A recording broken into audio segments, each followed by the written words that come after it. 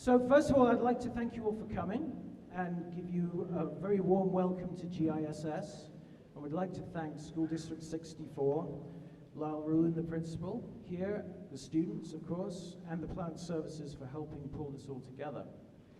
A very warm welcome to all the candidates, and thank you for coming out to this edge of the riding at this late time, close to the election, but it's very good to see you all. Thank you for coming. Great to be here. Some of the students here today will tomorrow be taking part in the Student Vote Day, when, across the country, 1 million students under 18 will become voters in training. So we're welcome to the students, big welcome to the students here, because this is part of the voting in training.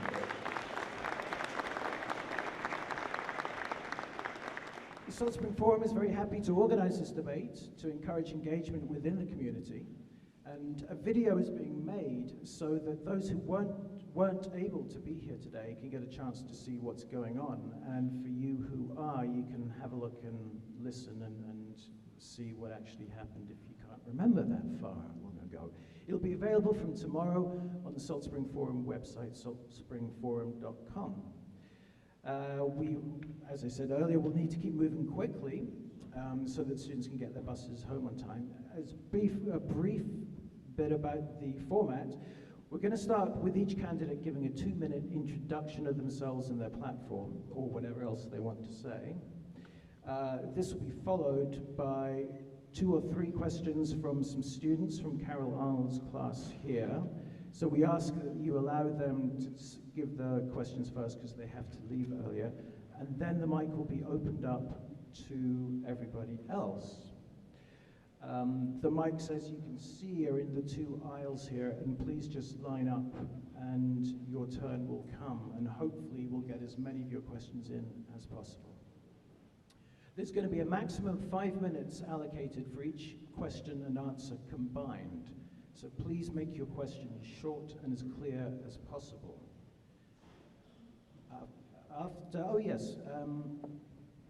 We'll move on to 90 seconds for some closing remarks by each candidate, and then the moderator will wrap things up, at which point those students that need to, they're very welcome to stay, will depart.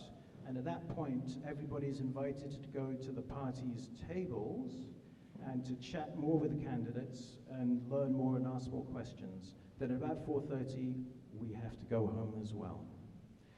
Aletha Humphreys, I'm very glad to welcome, is our moderator. She has done a couple of other ones, and she'll be looking after everything today. And just before she introduces the candidates, I'd like to introduce you to Melania Moffat from the student body, who's going to give an acknowledgement of the land that we are gathered upon. Thank you very much.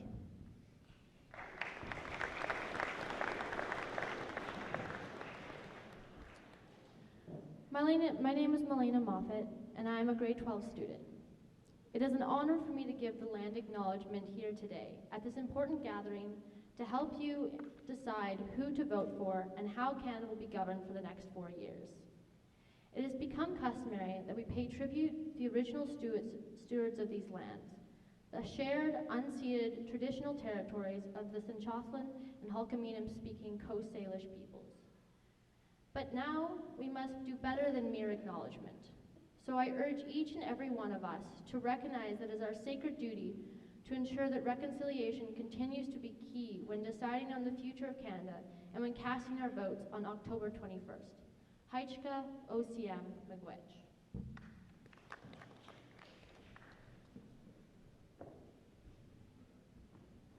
Thank you.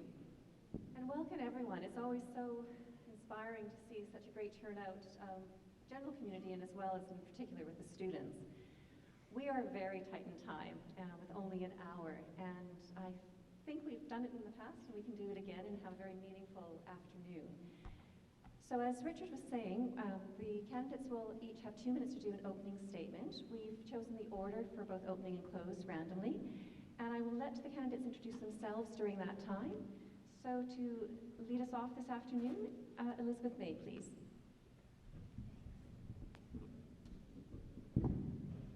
Thanks, Aletha.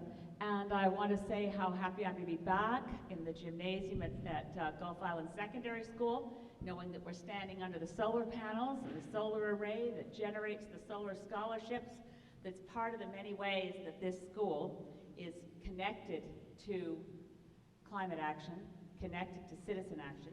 I want to invite any students who are interested. We're having a youth town hall tonight. It's a virtual town hall with Facebook connections to other youth, and it will be at 102 Seaview at the Green Party office. It's kind of near that area behind Barb's Buns in the center of Ganges. If you can come, it'd be great. It starts at 6 o'clock.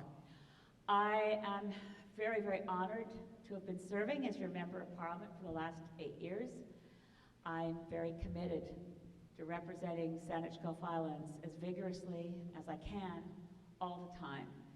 I discovered when I was in the leaders' debates lately nationally that none of the other leaders go to any of their community all-candidate meetings. This is my 9th, and I think it's really important that voters of Saanich Gulf Islands get to hold their Member of Parliament to account, whether I'm a federal party leader or not. My goal and my hope is that in the next upcoming Parliament I can do even more for our community by having more Green MPs with me, prepared to fight for real climate action and to ensure that we address those issues of affordability that challenge our youth. What did you say? Oh, that's fine then. That's what I thought I had. So we're very committed to bringing in pharmacare, to abolishing tuition, to funding post-secondary education properly. There are many things on our agenda as Greens. As a matter of fact, the most common accusation against our platform is that we are ambitious. Indeed, we are, because things must be done. Thank you. Thank you.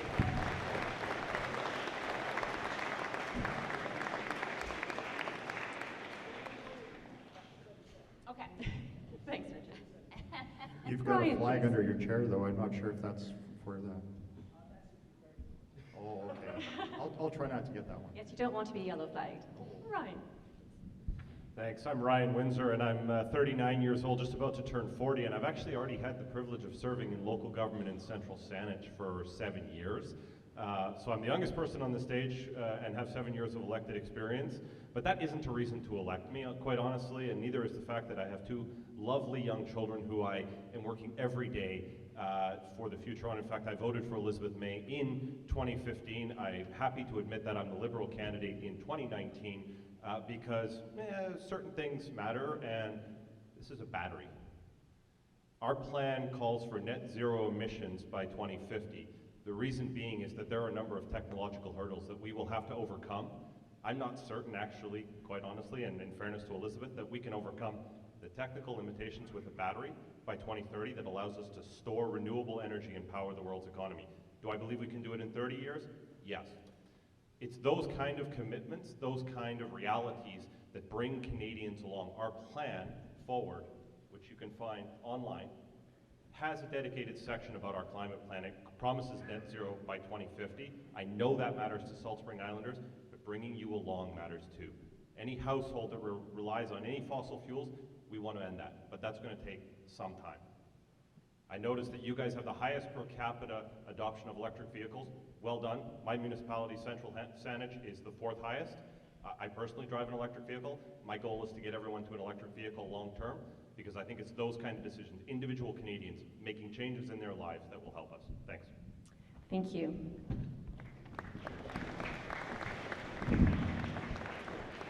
And Ron, your 2 minutes, please. Good afternoon. My name is Ron Broda. I represent the People's Party of Canada. I'll tell you a little bit about myself. You can read more about the platform online. I'm a career police officer. I started my career in policing in Vancouver in 1977. To date myself, I'm a pre-charter dinosaur. I was policing the streets before the charter rights came into effect. In 1991, my wife and I made the decision to move to the island so that we could have a better lifestyle for our kids. And I joined the Saanich Police Department, where I served for another 14 years. I was able to trade a 45-minute commute outside of rush hour on a good day for a 15-minute commute on a bad day inside rush hour. And I used to ride my bike to work quite often as a Saanich police officer. I've tried retiring a couple of times, but I always seem to find something else to do. I was a Canada Border Services officer for 7 years. I'm also a licensed commercial pilot. I've been an active volunteer in my community, largely in the education system. I've done everything from supervising Hot Dog Day and grade 5 campouts on Pender Island to having been the president of the BC Confederation of Parent Advisory Councils. So I'm very familiar with public education and a strong proponent. Why did I decide to run in the federal election? Well, I looked around and I had a conversation with my kids. I said, you know, if I wasn't running in this election, I don't know who I could vote for, honestly. And I think other people would likely be in the same boat, so I decided I'm going to have a part in this conversation so that people have another choice. The main issue facing you folks is trust. Nobody knows who to trust or believe anymore. Is that my signal? Nope. I have 10 more seconds. Okay. What I'm going to tell you is listen to carefully everything that we tell you, and then don't believe a word of it. Go home and do your own homework, see who's telling you the truth, and then make a good decision on October 21st. Thank you, Ron. Sabrina, please.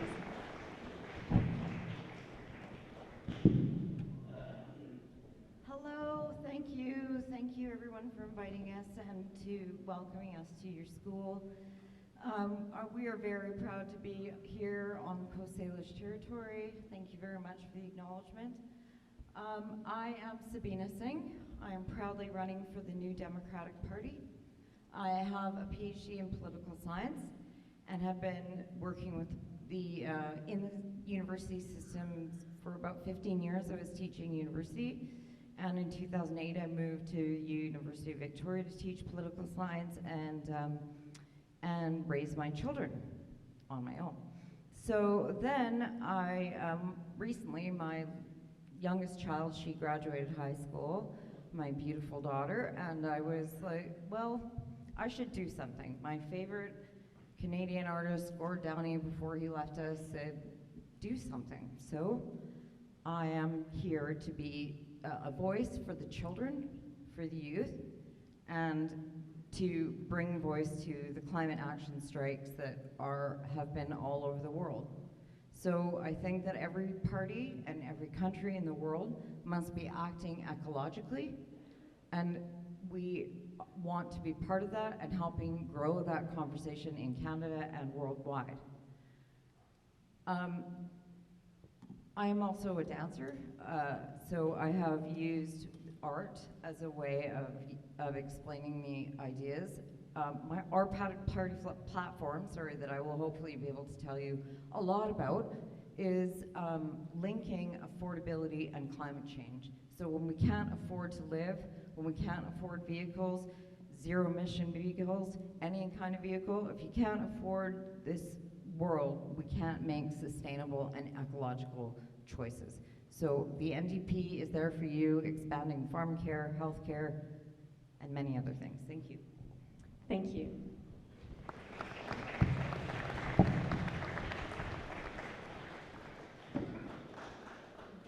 Good afternoon. My name is David Bush, and I am your federal Conservative candidate. My background's a little bit different. Unlike Ryan, I have no elected experience at the moment. My background, though, is nursing, biochemistry, and the law. I have a Bachelor of Science in Biochemistry, spent some time doing some cancer research, went on into nursing, where I worked in the hospitals, in the critical care units, and the ER. I also taught for 2 different universities in their nursing and their chemistry faculties. Little over a decade ago, decided it was time for a new challenge, went and got a Juris Doctorate in law, and I've been working as a lawyer ever since. The reason why I'm running is simple. I don't like the way the country is going. We have a Prime Minister who's running massive deficits. That's interest payments adding on to interest payments. Those interest payments mean fewer social services next year. Those interest payments also mean higher tax cuts. That's a problem that we're passing on to our younger generation. I'm also deeply concerned about the state of our healthcare system. And I know that's also an issue out here. A couple weeks ago, actually I guess a month ago now, time is flying on the campaign trail, is out for the Lady Minto Hospital's AGM. You got a great new ER starting. Where are the nurses and doctors going to live as it expands? Recently, I understand that they had 3 nurses you were going to hire and 2 of them left because they couldn't find housing. That is a problem. That is a problem here, and it's a problem now. And these are the issues I'm looking to raise in Ottawa as your representative. And that's why I'm running, because I want to be able to look my children in the eye and say, hey, I made sure you were not in debt. I made sure you had a great social services just like we did, and that you're able to enjoy all the great things in the outdoor environment that I did growing up, the hunting, the fishing, and the backcountry camping. Thank you. Thank you.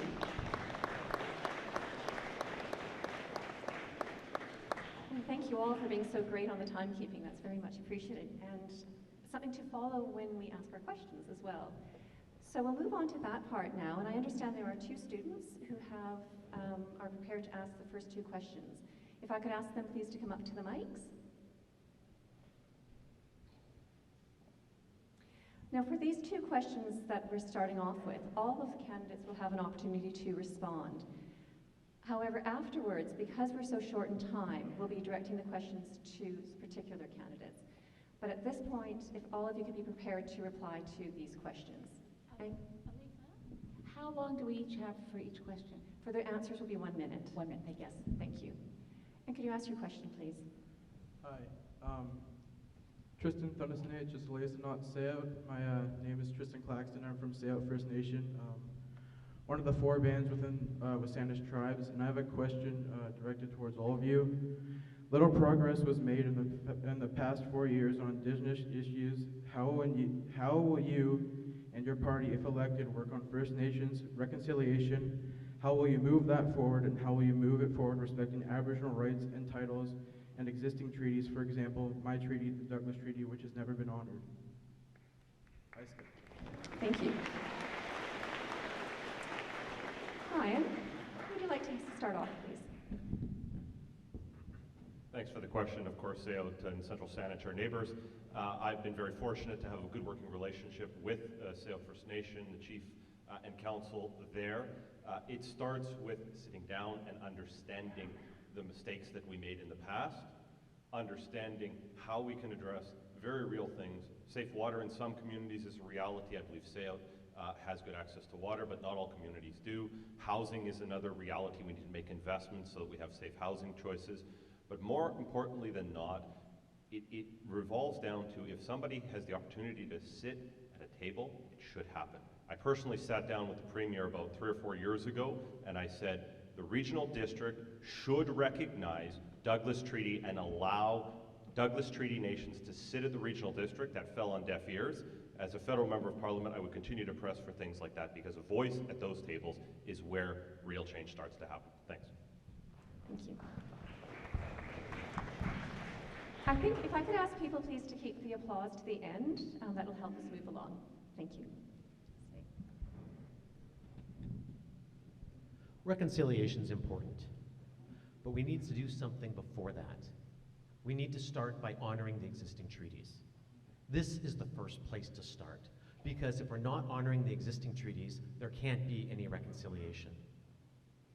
Case in point, $100,000 spent on lawyers. As a lawyer, thank you very much. My colleagues appreciate it, I'm sure, though I think they don't really need it, and they certainly didn't deserve it in this case, was spent fighting a $6,000 medical bill for a young girl on a reserve in Saskatchewan.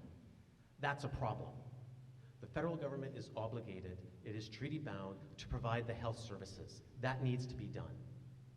Education, that needs to be spent the same dollar per dollar as what their peers are getting in the regular school system. Until we start honoring the existing treaties, I don't see how we can move forwards with reconciliation. That's the first thing we need to do. Then we can sit down and say, how can we make things better? And I'm out of time. Thank you. Elizabeth, please. Haishka Sam, thank you for the question, Chris.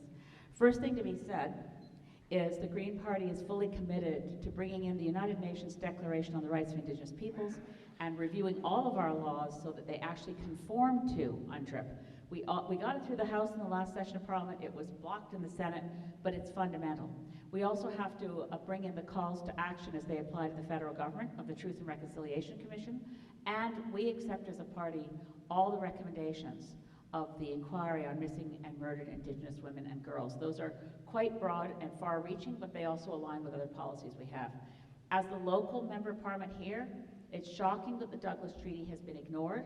We look at, for instance, the approvals of the Trans Mountain Pipeline. The chiefs and council in this area with Sonic territories covered by the Douglas Treaties have never been consulted, and the Douglas Treaties convey rights individually to each member of those communities and nations, not just collectively. The failure to consult means that the Trans Mountain Pipeline remains illegal. We'll stop it. Thank you. Thank you. And if we could hold applause, please. Thank you, Sabina. Hi, the NDP also, it was Romeo Saganache from Quebec, NDP member, who brought in the United Nations Declaration of Independence going through to all policies in Canada shut down by the Senate, as Leader May said. I really, I think UNDRIP not only is recognizing treaties important, and again, thank you for a very articulate question, but the United Nations Declaration of Independence is something that was created at the United Nations, and it speaks to the fact that there are Indigenous people all over the world.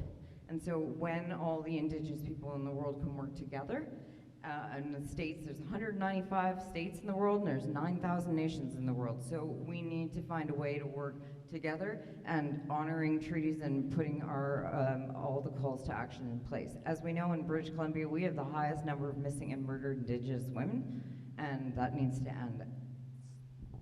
Thank you. Well, I'll agree with my colleague, Mr. Bush. First thing we need to do is honor the existing treaties. A contract is a contract, and we need to live up to the obligations that have been made. The other thing we need to do is we need to finally abolish the Indian Act, which is an archaic and outdated and disrespectful document.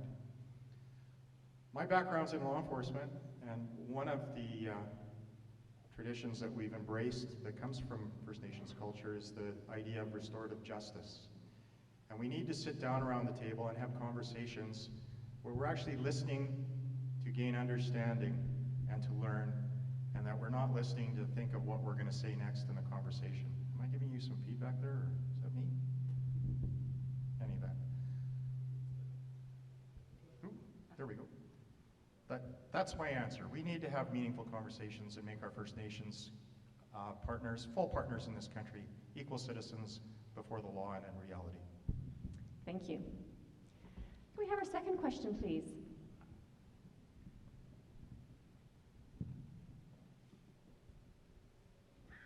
As a young voter, one of the first things on my mind is, where does the party stand on climate change and environmental degradation, plastic pollution, deforestation, etc.? I understand these issues have to do with more than just Canada, but at the same time, that does not excuse us from our part. My question has two parts. First, do you and your party believe we have a climate emergency? And two, what specific ways will your government, if elected, address this emergency as well as the environmental degradation? Thank you. Who would like to start us off, please? Thank you for your question. That's a very important question. How many of you have been to the Royal British Columbia Museum in Victoria? Good place, reliable information there. If you've been to the Museum of Natural History, you'll see that 100 million years ago, the temperature right here was 10 to 15 degrees warmer than it is now. So the climate is changing, it always has, it always will. Is it an emergency? I personally don't think so. And even if it is, as a trained emergency responder in policing and as a licensed commercial pilot, I know the last thing you want to do in any emergency is respond in panic. We need to assess the situation carefully with reliable scientific information, all of the scientific information, because there's a great deal of information that has not been shared with you. So I do not believe it's an emergency. We need to restore the level of science in our Environment Ministry and National Research Council and get the real facts. Thank you, Ron. Sabina. Yes, we do believe that there's a climate emergency. We believe the scientific consensus throughout the world that is pointing towards that, and we believe that Canada needs to be hitting its targets.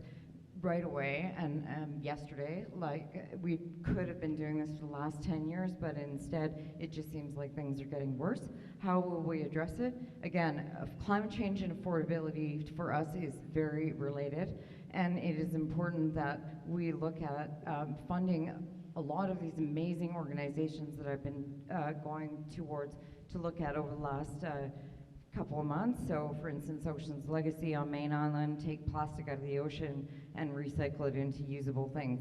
All the federal government needs to be looking at all the amazing people in this area and all the amazing things you are all doing and start funding it so that you can continue doing your good work. Thank you. Thanks for the great question. We are in a climate emergency. I think the vote on Monday is a referendum on climate for Canadians. Tragically, and I really had hoped other parties would up their game so that we would not be, and I would not be standing here in front of you and saying only the Green Party has a plan that has any chance of holding to 1.5 degrees Celsius. To do that, the Intergovernmental Panel on Climate Change has said that globally we must reduce by 45% against 2010 levels by 2030. Sorry to talk fast, but with so many numbers, but you can look up the IPCC report. All the other parties in this election have held to variations of the Harper target of 30% below 2005 by 2030. That target was put in place 6 months before we negotiated in Paris. So the CBC, by the way, has had an independent researcher assess this. You can see very clearly that only the Green Party brings emissions down sharply to 60% below 2005 levels by 2030. Our plan, Mission Possible, also deals with environmental restoration, and we will ban single-use plastics in our oceans. Thank you. And Dave, please. Okay, I've only got 90 seconds, so I can't give you all the details of our plan. Oh, sorry, 1 minute. Even shorter. That's worse. I'd encourage you to come and see me afterwards. I can give you a copy of our brochure, or go online to arealplan.ca. We've actually got a plan that deals to getting down our greenhouse gas emissions. It also talks about restoring our environment and to helping to fix the environment, well, around the world. What separates us, though, from the other parties is we're both looking domestically and internationally. Because at the end of the day, we're all in this together, and even if we could wave a magic wand and have our emissions zero tomorrow, if the rest of the world doesn't do anything and doesn't get there, we're all in the same boat. And that's a problem because nobody else is getting there, not even Sweden right now. And there's, depending where you look, there's between 1,000 and 1,800 new coal plants being built worldwide. We're celebrating because Alberta's closing its last 6. Well, worldwide, we're going in the wrong way. We need to turn around and get our own house in order so that we're not hypocrites, and then we need to work with the world to help address this issue. Thank you. And Brian, please. Thanks. As someone who personally decarbonized my own life as much as I possibly could, electric cars, solar panels on the roof of my house, electric heating system, I burn virtually no fossil fuels in my day-to-day life. I know what it takes. It is an expensive venture. We need to bring all Canadians along with us. By 2030, there are some limitations. I would love to see us overcome those limitations. We're setting legally binding 5-year targets to get us to net zero by 2050. Canada has the highest per capita emissions in the world because we're spread out. It's cold in a lot of this country, and we rely on inconvenient things like natural gas to heat our homes. That needs to change. We're going to offer $40,000 interest-free loans to Canadians to retrofit their home to get rid of things like that. But it's probably going to take longer than 10 years. And as much as I love the Green Party, and I voted for them in 2015, it has to bring all of you Canadians along and get those highest per capita emissions in the world down. It is not just the government, it's everybody. It's companies and all that. We invested in carbon capture technology through carbon engineering with $25 million support through Strategic Initiative Fund or whatever it was called, and we will do more. Thanks. Thank you. Thank you for those answers. You're able to get a lot out in the 60 seconds, and we appreciate that.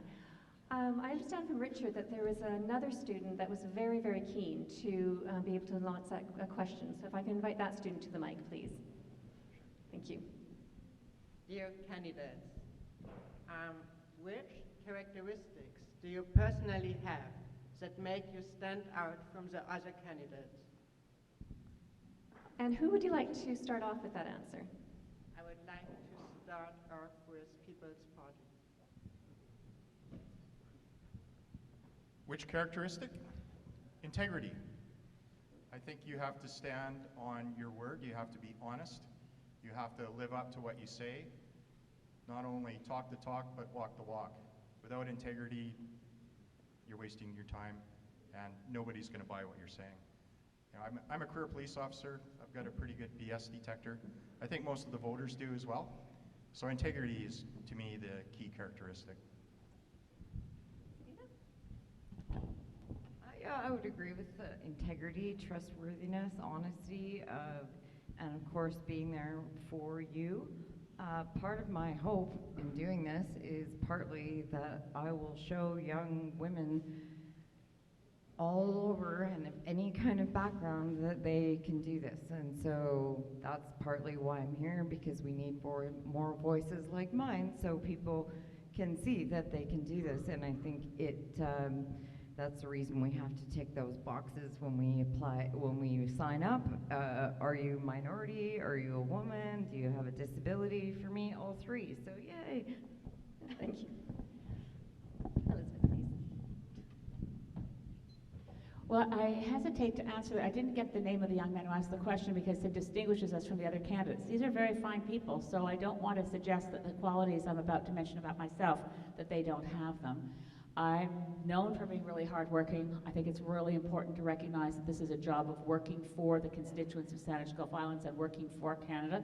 It's a job in public service. It's not like, you know, sort of winning some sort of sports prize and gathering up the promotional incentives from all the people who want to sponsor you to wear their logo on your shirt. It's about work. It's about very hard work. I'm very honest and ethical, but I also have a critical thinking skills. I like problem solving.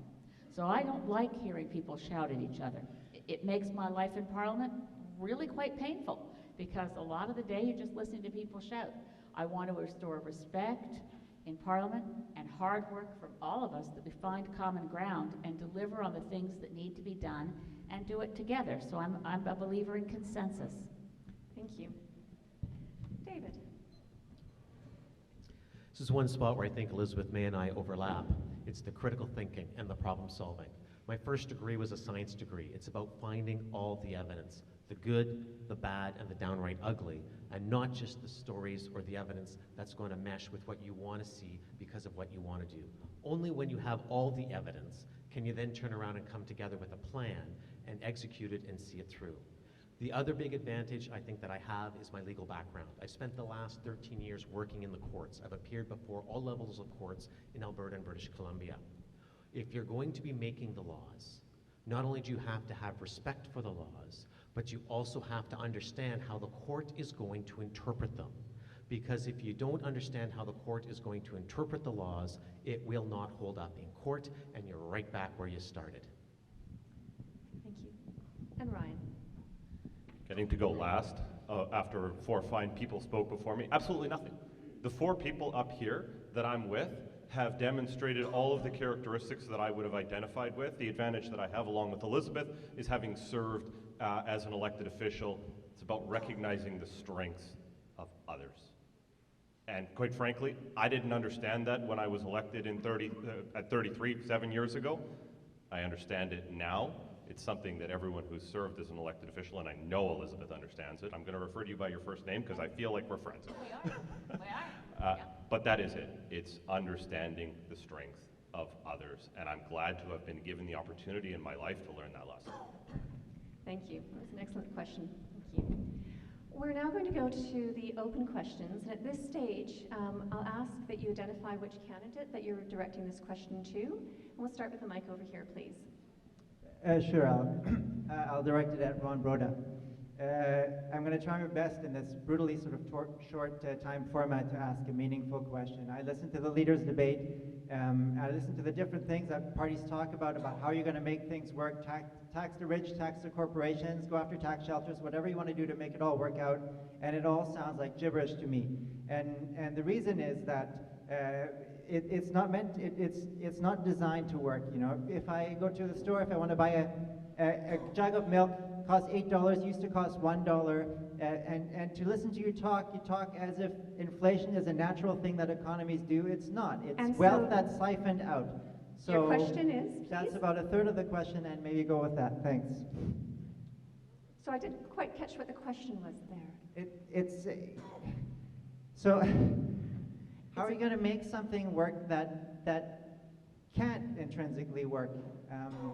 So how do we address I feel like I look across the board and I see good intentions everywhere, but I can't relate really to what you say because I feel like we're on different planets. I think I've got, and so who would you like to answer this, please?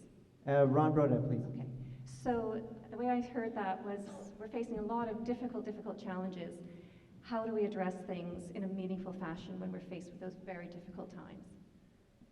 I heard that was addressed specifically towards taxation.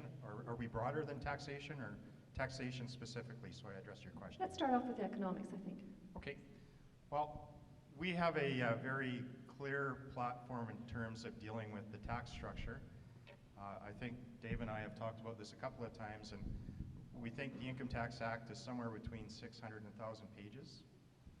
Even accountants don't understand it. And it's time that we simplify the tax code, get rid of a lot of the boutique credits and the loopholes. No more corporate welfare bailouts to corporations like Bombardier or General Motors that wind up spending $22 million to pay off their CEO instead of looking after the pensioners. And for us individuals, reducing the current number of income tax brackets down to 3, so that from $0 to $15,000 you'll be tax exempt.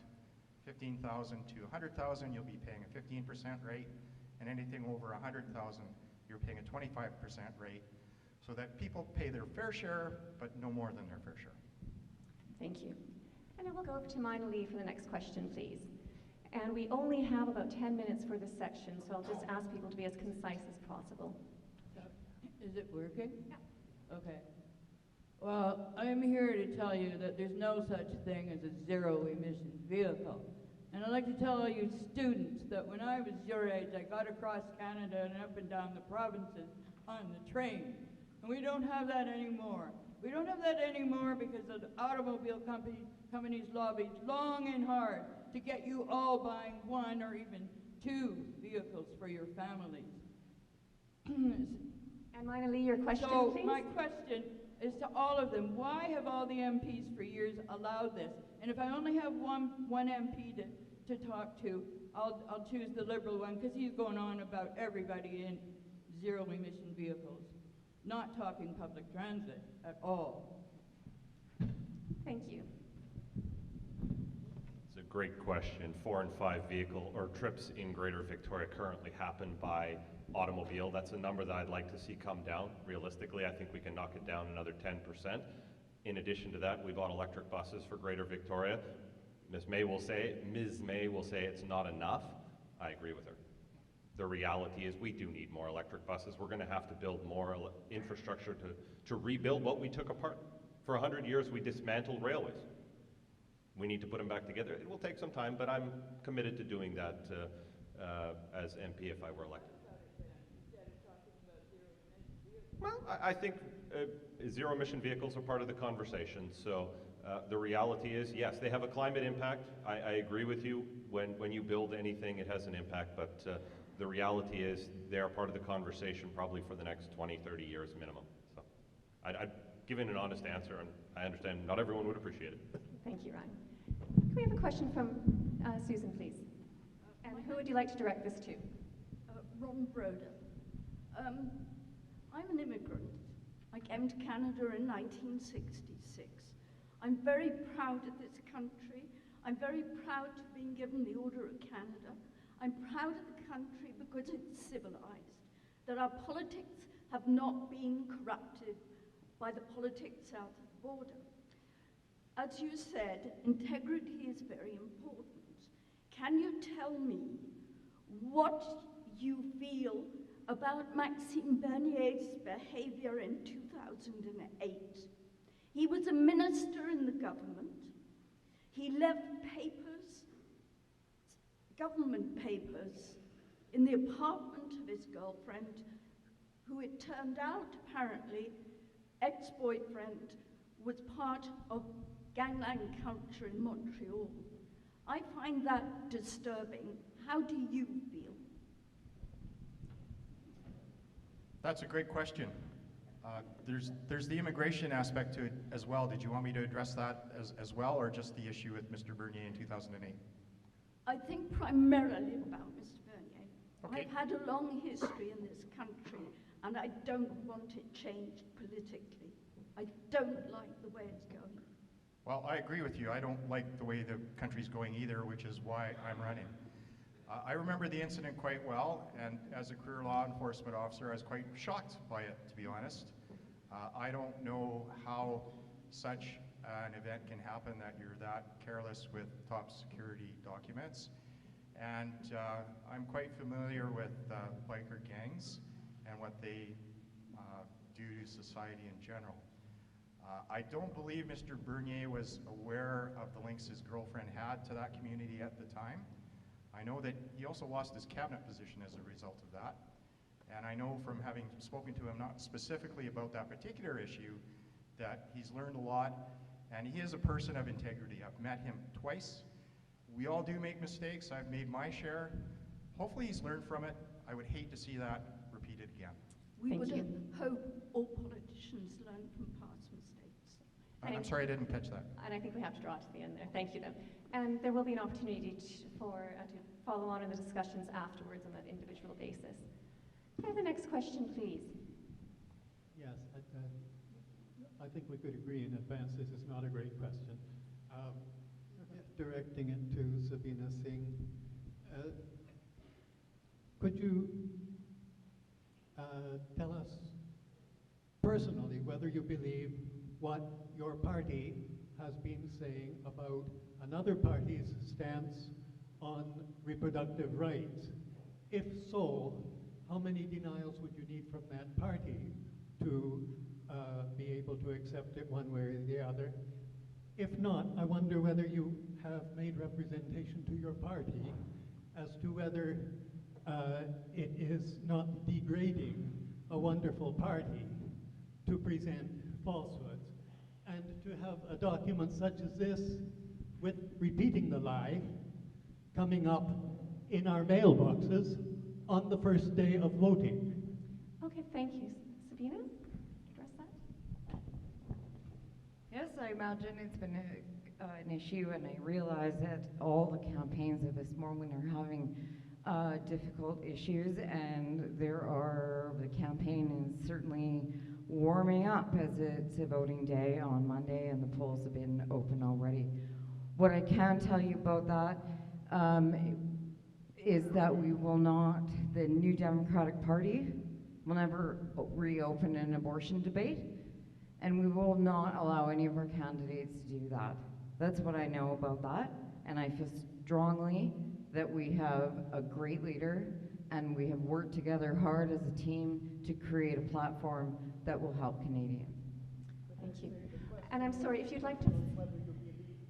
I think that's something, if I could ask you please to follow up with Sabina in the individual session. Thank you.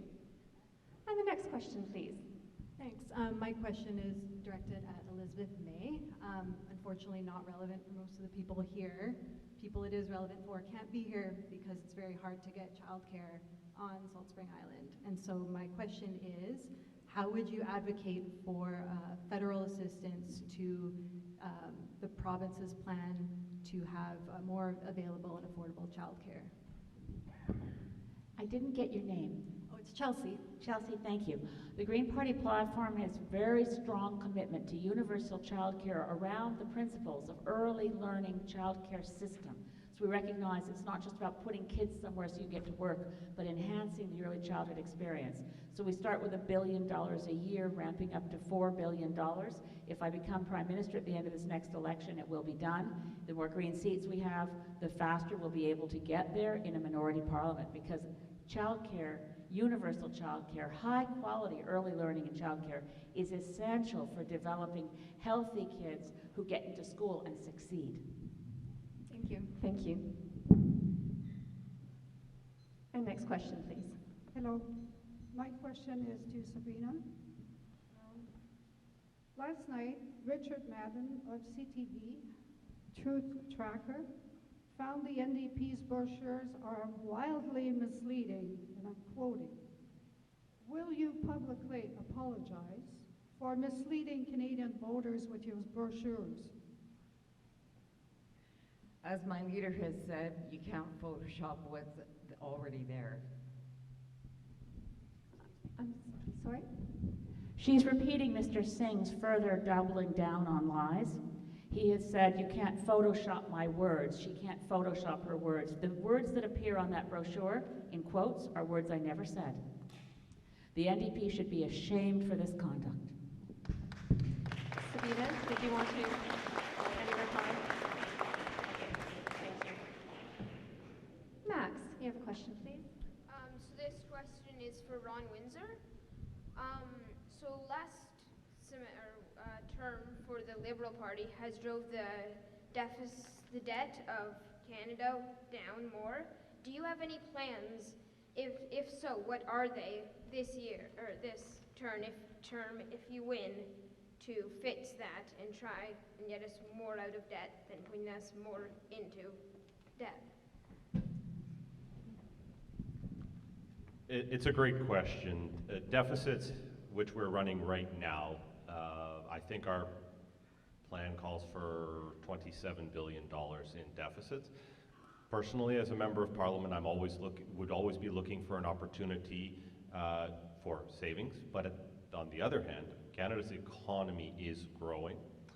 And as a municipal politician, I know that one always has to balance the needs of services in the community with an economy that can actually support people. We are very fortunate as a country to be growing. We have a mechanism called debt to gross domestic product. That ratio is actually decreasing, which means Canada's economy is growing. And so we opted to put forward supports like the Canada Child Benefit, like the increase to the old age security for seniors. To me, you always need to be balancing the needs of citizens and services against where your economy is at, but being mindful of those things is important. And certainly as a member of Parliament, I would do what I did as mayor. Okay. Thank you, Ryan. David, would you like to have a reply there? I'd just like to weigh in on that question briefly. This is what Ontario did over the last decade. It ran deficit after deficit after deficit. It's now spending more money on interest payments than it is on social assistance, on all social programs put together, healthcare accepted. It's paying over $12 billion a year in interest payments. That's a problem because interest rates are at records lows. What happens if the interest rates double to up 3%? Not terribly high. Suddenly, Canada, we're currently paying about $27 billion a year in interest. That's going to jump to over $50 billion a year, and that's if interest rates go up 1.5%. That's a problem because that's less money for healthcare, that's less money for our social services, that's less money for our seniors, that's less money for environmental protection. That's why running deficits is bad. Thank you.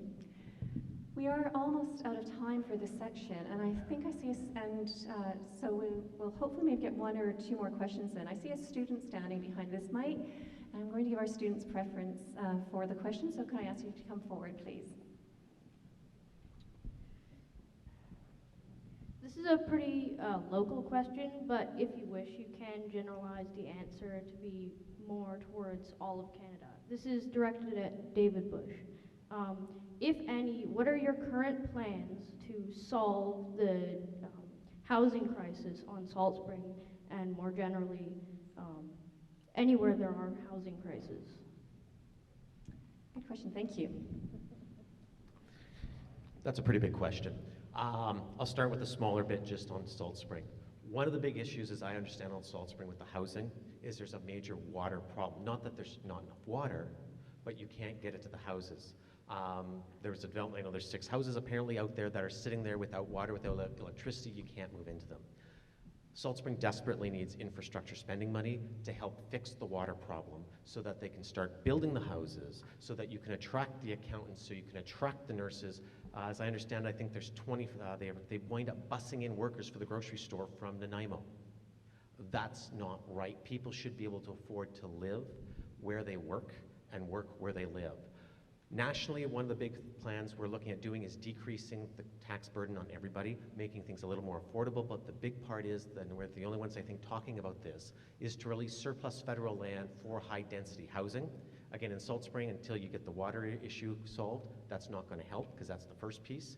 But across the country, you have to get the supply of housing to exceed the demand.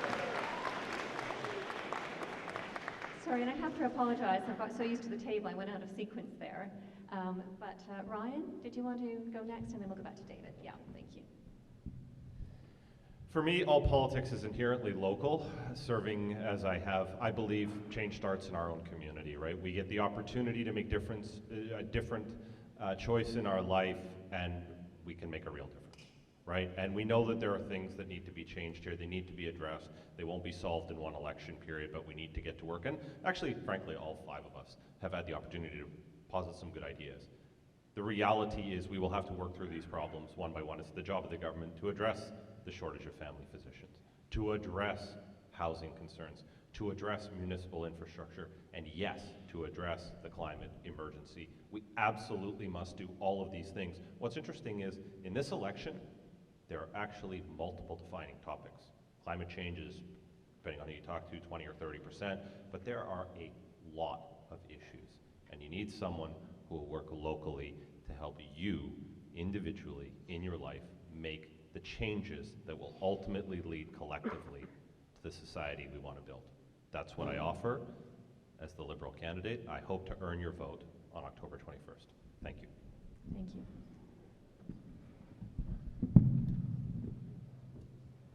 I'd like to start by thanking all of you for coming out and listening to us today. I know as a candidate, I'm going to be really grateful when the 21st comes and we can all just sit back for a minute and go, it's over. I can only imagine what you guys are being bombarded with on a daily basis. I see it from my party, you see it from all the parties. But now it's up to you on the 21st to make a choice. You've heard about some different goals, and you've heard about different plans. And the plans are important because without the plan, it's just a dream. But it's also about who you trust. Who do you trust to be able to implement that plan and to deliver results? Because at the end of the day, you need those results or you're just spinning your wheels. And I've been hearing at the doors people who are struggling to get ahead. In fact, 45% of Canadians have less than $200 in their pockets at the end of the month. That's a problem. I've been hearing about people who don't have a family physician. From Halifax to Victoria, 1 in 2 Canadians do not have a family physician. I have a plan to fix that. It'll take me about 10 minutes. You'll have to come talk to me afterwards. But finally, there's also the environment. Again, I can't go over a plan. I believe it's the best plan. We have the same targets as the Liberals. The thing is, we have to look domestically and we have to look internationally because Canada alone cannot fix this problem. So at the end of the day, on the 21st, after doing your own research, I hope you will choose to trust me, David Bush, and the Conservative Party. Thank you. Thank you.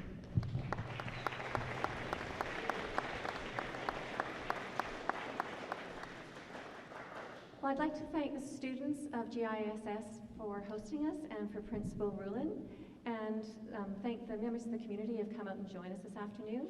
As I said, it's tight when we only have an hour to throw a few ideas out there, but I think there's been a lot put out there for further consideration, and please, if you are free, stay afterwards and approach the different candidates at their tables, and it's quite nice sometimes to have some of that one-to-one. I look forward to hearing what the outcome of the student vote. I'm always very impressed with the level of engagement and discussion we have from the students and the roles that you'll be taking on in future years. And I imagine from some that I've met that we have some budding politicians out there as well. And most importantly, I just want to encourage everyone to vote on Monday and see if we can break the record for this riding for actually getting out and exercising that right and really having that privilege to have our say. So again, thank you all very much.